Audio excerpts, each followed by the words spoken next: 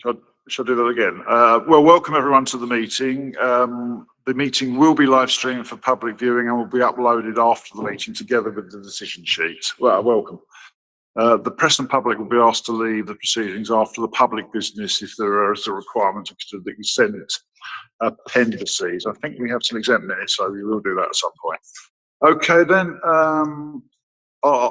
Everyone is present, so there's no apologies for absence. I've not been notified of any urgent business.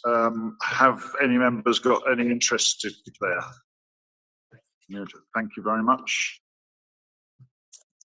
So then, right. So over the page. No deputations. Unrestricted minutes of the previous meeting on the 3rd of October. Can we agree those as a true record? I won't go through them all, but please let me know if there's anything. Okay, so we agreed the minutes. Which brings us then to item 7, housing repairs material framework award. And if I can ask, I think Peter Lovell to introduce that. Mr. Lovell. Yes, good evening, everybody. So we're bringing a report asking to make the award for the supply arrangements for the Housing Repairs Organisation, the DLO. We have about 150 opters and we undertake the housing repairs to the council dwellings. That's about £19 million worth of repairs a year, and that adds up to about £2.9 million worth of materials that we purchase every year. And that gets funded from the housing repairs budget. The existing arrangements for our suppliers expired, and we've just been re-tendering those arrangements in line with the previous business case that was approved last year. The term of the contract would be 4 years, which will be 2 years plus 1 plus 1. We took that decision because it would allow us to make a review in 2 years' time to carry out a soft benchmarking exercise to see if that still represented value for money, because we're aware that we're at a difficult time in the market right now, especially for building material supplies. And also because there are discussions about a potential DLO depot move, which would possibly involve the change in the way we manage our stores. So that would allow us to reconsider that in 2 years' time. The tendering exercise was carried out through Procurement for Housing, which is a central purchasing arrangement, a consortium, and they pre-procure suppliers from an O2 compliant tendering arrangement, and within that we carried out mini competitions within the lots that they'd already procured. So there were 5 packages which cover 4 lots. There was lot 1 for plumbing materials, there was a lot 1 for heating materials, then there was lot 2 gas spares, lot 3 which was general building supplies, and lot 4 electrical. And we evaluated those tenders on 60% quality and 40% price. We wanted a very high quality rating because materials account for about 20% of our repairs, but if we don't get a good quality service of material supply, it significantly affects the quality of the repair service we can offer to residents, and also the productivity of our operatives, which can be far more damaging to our costs than the cost of the materials. We chose PFH because we had used, the previous arrangement was through them. Before that, other arrangements we had were going out to the open market separately ourselves, which wasn't so successful. We found the PFH arrangement was very successful. They tender about £100 million a year, so they have very good buying power and they can deliver very good value. Certainly they did for the last procurement. And they offer considerable supports at no cost to Hackney, which comes in with signing up to that arrangement. So they maintain the agreed price list, which is a considerable task to undertake. And they review the price review mechanism. They manage that for us because material prices are quite volatile, especially now, and they fluctuate. And they maintain that process for us. And we have found that because of the volumes that they buy in, they have a very close relationship with manufacturers, and they're very able to understand where the real increases are and to challenge increases from supplies which aren't warranted and to moderate those. And also have given us a lot of help in managing the supplies and managing the KPIs.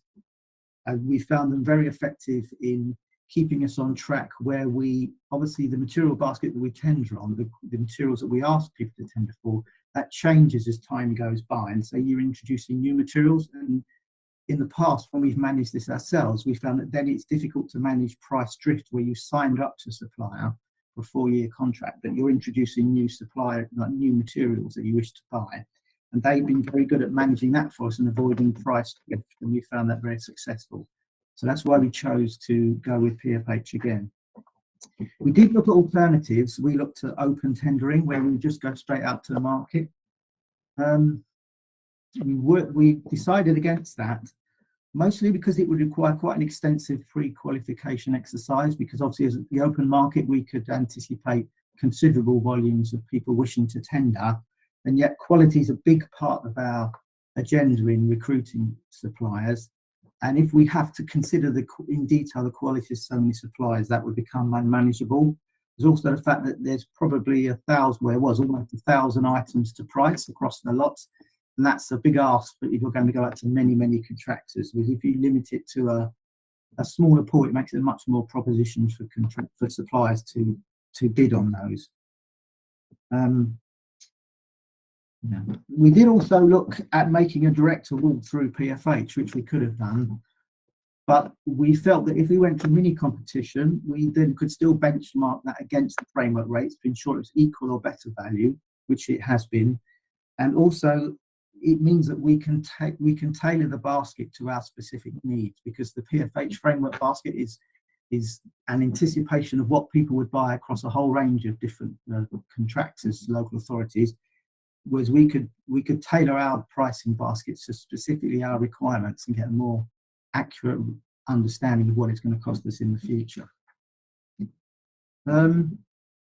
We also looked at outsourcing repairs as a possibility. So in effect, that we would use an external builder's merchants, or that we would ask them to come in and take over our stores. And we rejected this because, firstly, because it's contrary to the council's agenda to insource wherever we can.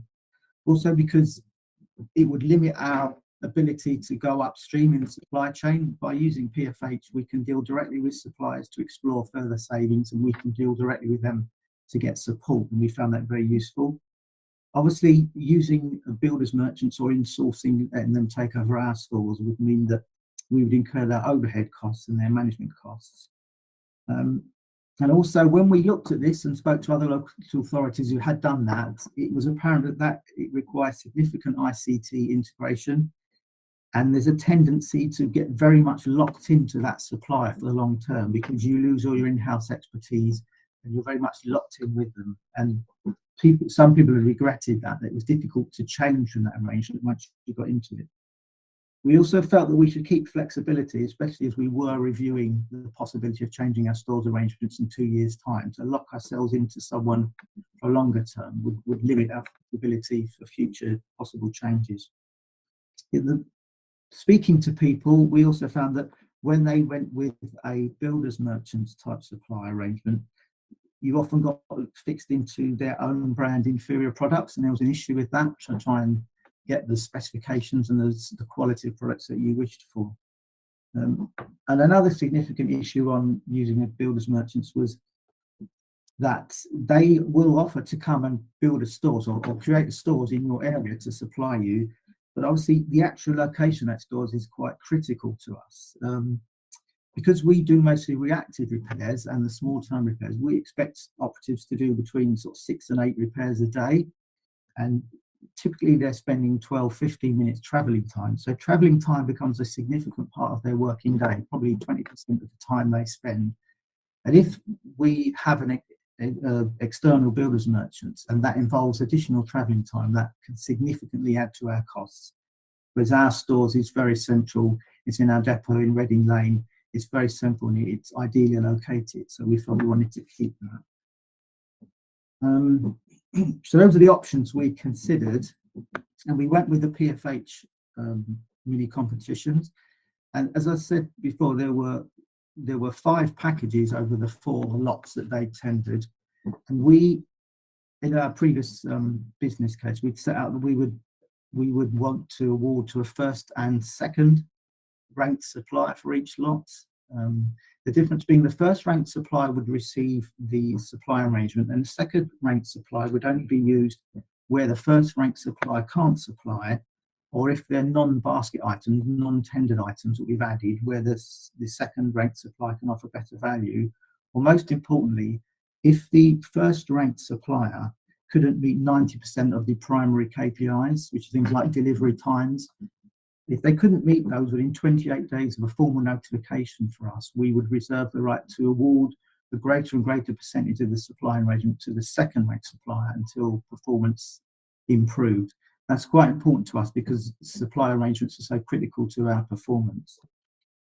So having conducted the tender arrangements, within those four lots that we went through in the PFH, there were 11 potential bidders, and the proposed awards are to 7 potential bidders. That's four bidders for lot 1 and a further 3 for lot 2.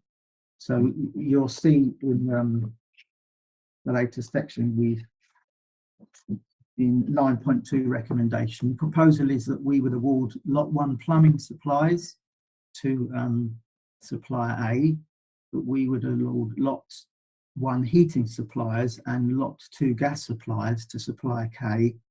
We would award lot 3 general building supplies to supplier G, and lot 4 electrical supplier to supplier F for the first ranking.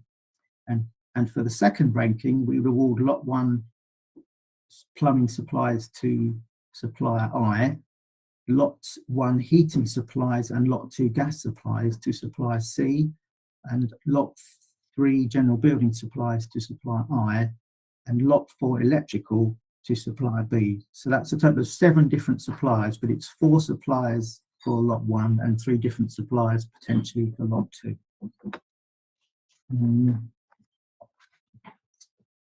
Yeah. In procuring this tender, we placed a very high assessment on the quality. It was 60%. Sometimes previously it would have been 70-30, but it was because quality was such an important part of the supply arrangement to us.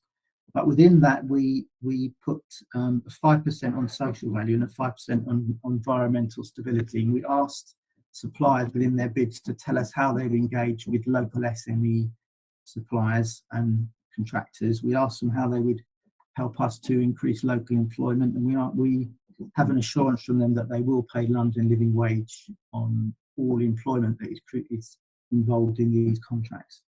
And on environmental sustainability, we asked them to explain how they reduce their environmental impacts, what their carbon footprint is, what their targets are.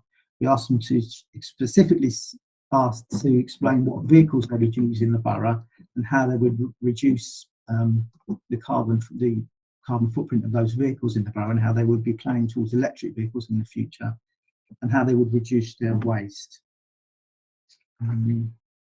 So that's the report and our proposed awards that we're proposing. And if there are any questions.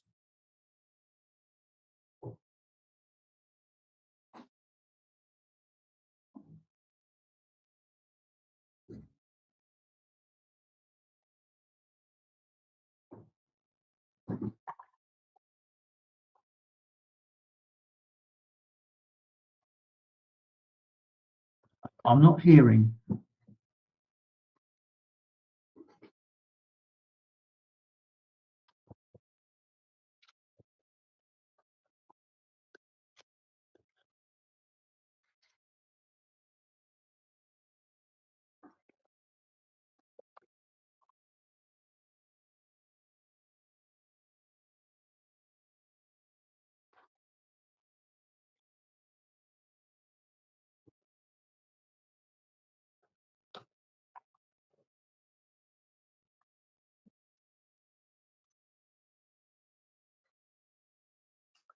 Shall we try again? Can you hear us now, Peter?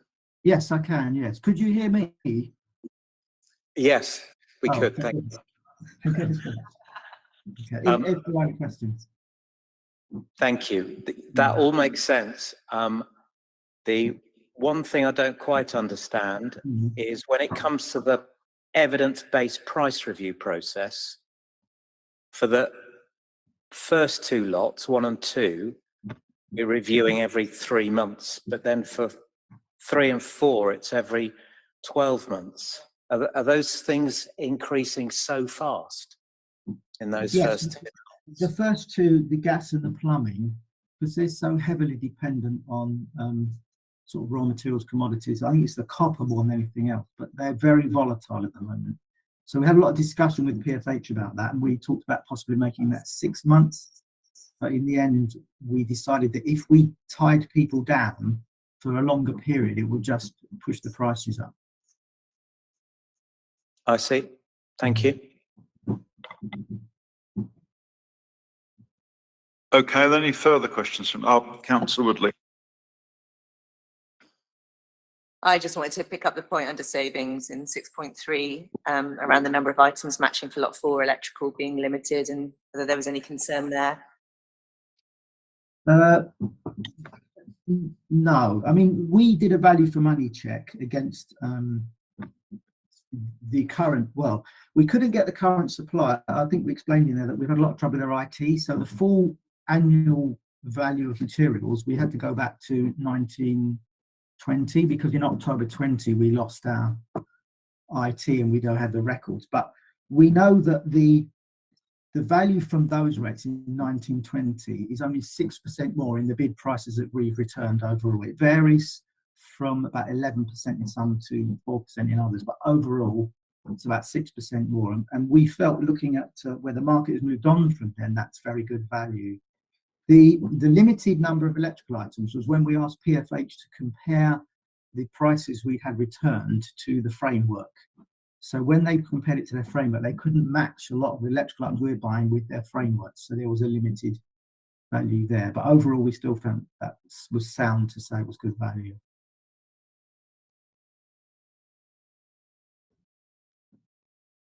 Is that okay then? Yeah, okay. If I can just ask about sections 7.2 and 7.3, which is the section around better society, procuring for better society, procuring for fair delivery. Obviously, you've set out basically what our policies are there, and I'm glad to see that you've got some mechanism for implement them. But I was interested really in how you are going to measure them, and exactly what the issues are. For instance, are you requiring them to have local depots, or issues like that?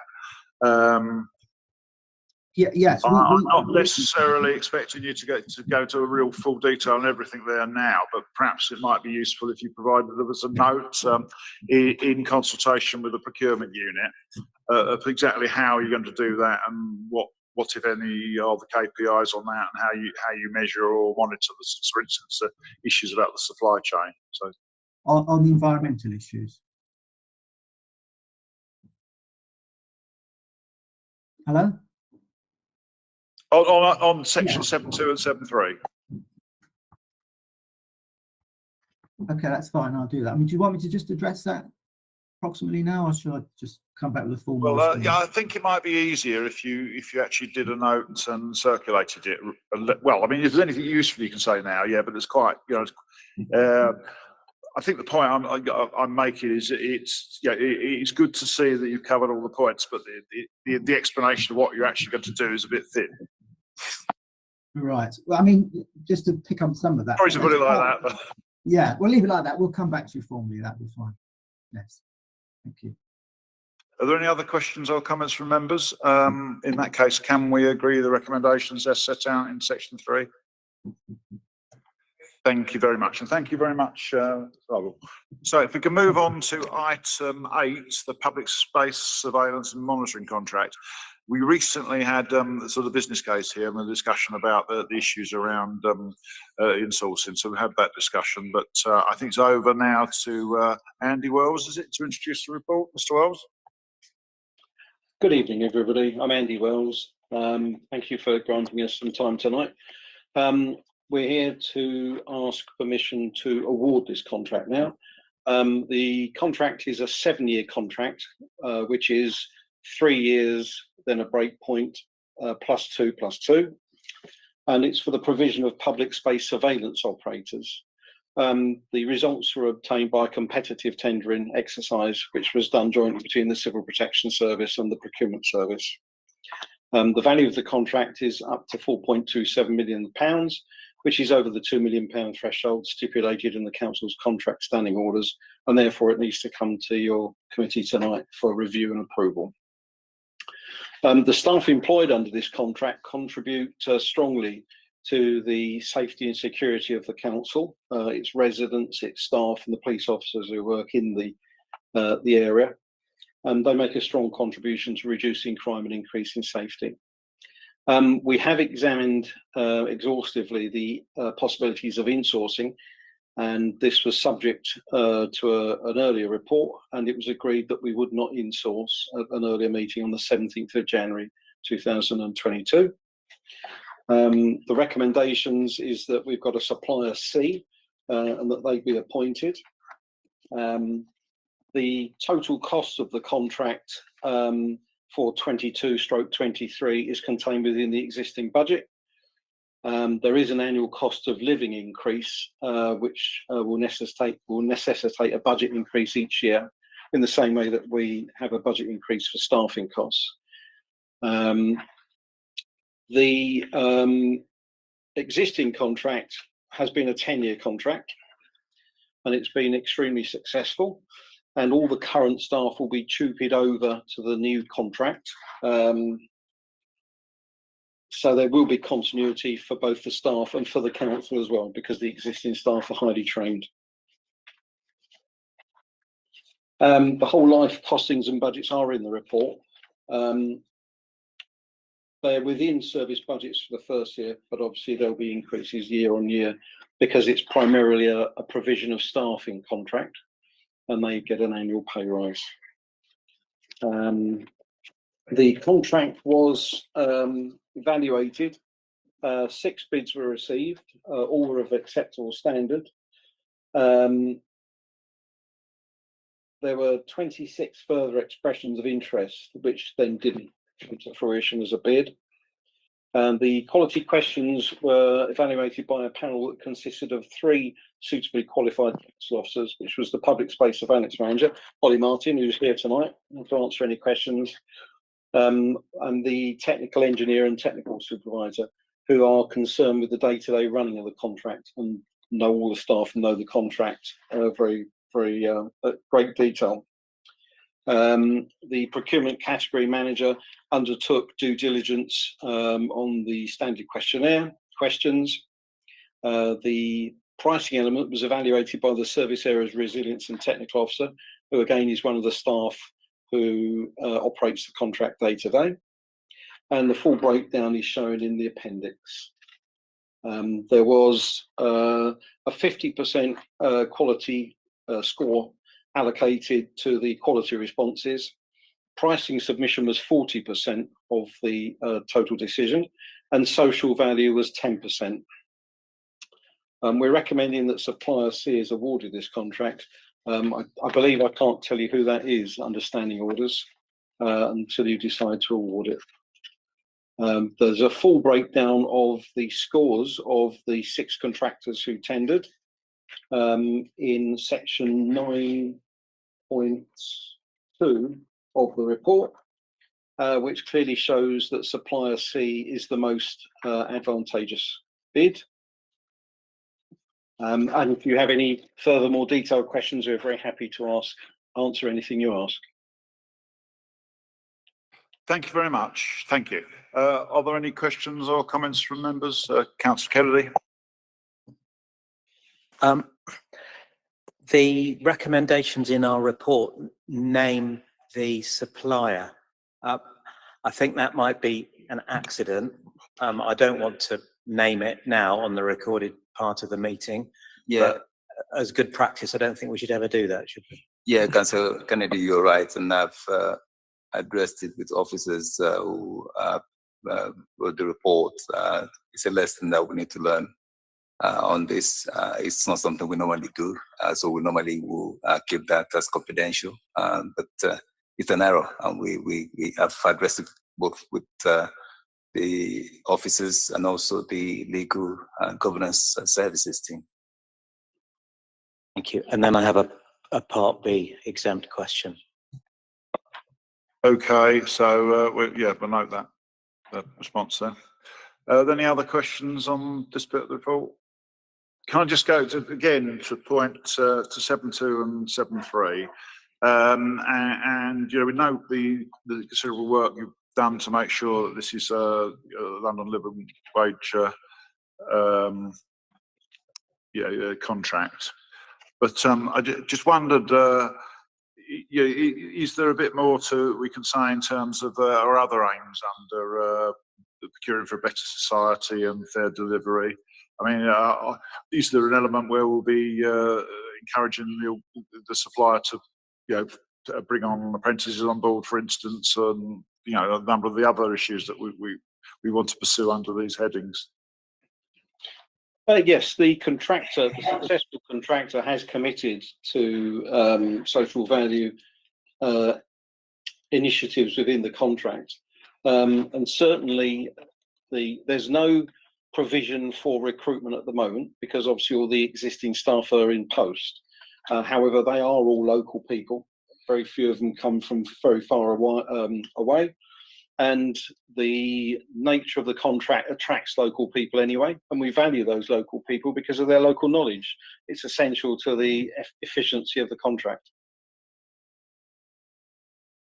That's great then, and I won't assume. I'll ask: are the arrangements in place to continually monitor that and report generally when we look at the valuation and how the contract worked overall at the end of it, or whatever we do? Yes, there's a monthly monitoring meeting, which is undertaken by Mr. Martin, the public space surveillance manager, and his staff with the contractor. And I have quarterly management meetings with the area representative of the firm to introduce a dual level of control on the contract, which we find from experience has worked well in the past, and we anticipate will continue to work well now. Thank you. Are there any other questions in the open meeting on this? No. Just, Chair, just to add that there's been a replacement publication for the paper. I haven't picked up the error that you just referenced. So there was a revised paper that was published by Governance Service System.